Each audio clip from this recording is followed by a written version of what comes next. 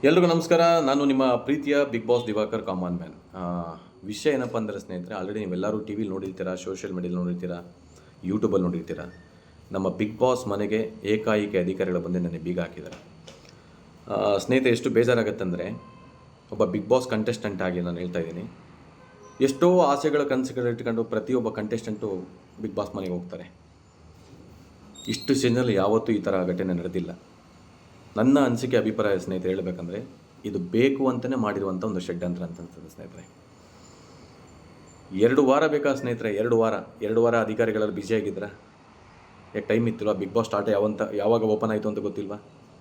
ಎಷ್ಟು ಗಂಟೆಗೆ ಕಂಪ್ಲೀಟ್ ಆಫೀಸಲ್ಲಿದೆ ಅಂತ ಗೊತ್ತಿಲ್ಲ. ಅಟ್ಲೀಸ್ಟು ನೀವು ಯಾರಾದರೂ ಅಧಿಕಾರಿಗಳು ಒಂದು ಸರಿ ಕಲಸ್ಕಣ ಆಫೀಸಲ್ಲಿದೆ ಅಂತ ತಿಳ್ಕೊಳ್ಳೋಕೆ ಗೊತ್ತಾಗಲ್ವಾ? ಒಂದು ಆಫೀಸ್ ಹತ್ರ ಹೋಗಿ ಅಟ್ಲೀಸ್ಟ್ ಅವ್ರಿಗಾದರೂ ಹೇಳಿದರೆ ಅವ್ರು ಏನೋ ಒಂದು ಪ್ಲ್ಯಾನಿಂಗ್ ಮಾಡ್ತಾಯಿದ್ರು. ಸೊ ಬೇರೆ ಕಡೆ ಶಿಫ್ಟ್ ಮಾಡ್ಬೋದು, ಏನೋ ಮಾಡ್ತಾಯಿದ್ರು. ಏಕಾಏಕಿ ತಂದು ಅಷ್ಟು ಕಂಟೆಸ್ಟೆಂಟ್ನ ಇಡೀ ಬಿಗ್ ಬಾಸಲ್ಲಿ 1000 ಜನ ತಂದು ಬೀದಿ ನಿಲ್ಲಿಸಿದ್ರು. ಇವಾಗ ಒಂದು ಶೋ ಸ್ಟಾರ್ಟ್ ಆಗಬೇಕಾದ್ರೆ ನಿಜವಾಗ್ಲೂ ಅಧಿಕಾರಿಗಳೇ ಆಲ್ಮೋಸ್ಟ್ ಲಕ್ಷಾಂತರ ರೂಪಾಯಿ, ಕೋಟ್ಯಾಂತರ ರೂಪಾಯಿ ಖರ್ಚು ಮಾಡಿ ಶೋ ಸ್ಟಾರ್ಟ್ ಮಾಡೋದು. ಬಿಗ್ ಬಾಸ್ ಕನ್ನಡದಲ್ಲಿ ನಂಬರ್ 1 ಶೋ. ಬಿಗ್ ಬಾಸ್ ಟೆಕ್ನಿಷಿಯನ್ಗೆ ಎಷ್ಟು ಜನಕ್ಕೆ ಬೇಜಾರಾಗಿರ್ತಾರೆ. ಇದೆಲ್ಲ ನನಗನ್ಸಿಕೆ ಪ್ರಕಾರ ಇದು ಬೇಕು ಅಂತಲೇ ಮಾಡಿರುವಂಥದ್ದು. ದಯವಿಟ್ಟು ಈ ಥರದ ದಯವಿಟ್ಟು ಯಾರಿಗೂ ಮಾಡೋಕ್ಕೆ ಹೋಗ್ಬೇಡಿ. ಅತಿ ಶೀಘ್ರದಲ್ಲಿ ಬಿಗ್ ಬಾಸ್ ಓಪನ್ ಆಗಲಿ ಅಂತ ದೇವರ ಹತ್ರ ಬೇಡ್ಕೋತೀನಿ. ಕಂಟೆಸ್ಟೆಂಟ್ ಎಲ್ಲರೂ ಕೂಡ ಆರಾಮಾಗಿರಿ. ಎಲ್ಲರಿಗೂ ದೇವರಿದ್ದಾನೆ. 100% ಎಲ್ಲರಿಗೂ ಒಳ್ಳೆಯದಾಗುತ್ತೆ ಸ್ನೇಹಿತರೆ. ನಮಸ್ಕಾರ, ಬಾಯ್.